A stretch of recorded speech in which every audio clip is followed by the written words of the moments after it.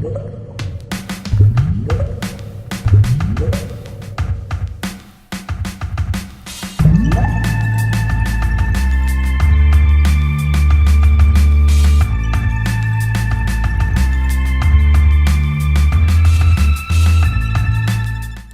episode brought to you by MeepleRealty.com, your source for high-quality custom board game inserts. Meeple Realty, think inside the box. Hey everybody, welcome to Board Online, Board Offline. Today we've got our top 3 and 3 most played games in October, so let's just get right into it. The 3 minutes starts now.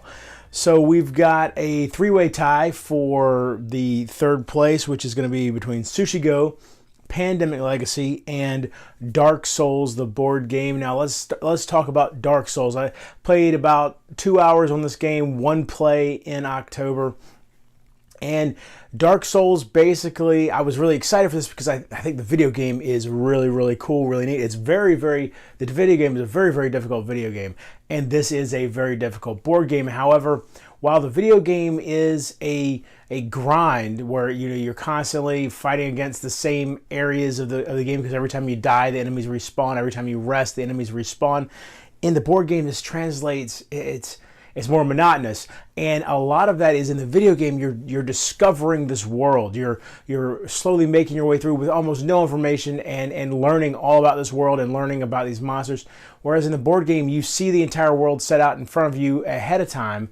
You know which boss you're going to fight. You know basically what the boss can do. And it just didn't translate real well into the board game. It's an okay game. I didn't mind playing it, and I wouldn't mind playing it again with somebody else, but it's not something I'm going to seek out to play anytime soon. Number 2 is the Game of 49. I got 2 plays of this with about 44 minutes spent playing Game 49. Very simple.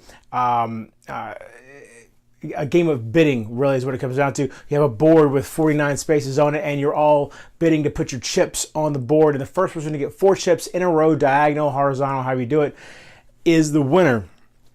And you each start out with $49, but slowly as the game goes on, you collect more money, and you lose money whenever you bid. And so it's this balance of having enough money to get the pieces you want, but also knowing whether or not it's worth maybe diversifying where you are on the board, so you have multiple different locations that you can get 4 in a row.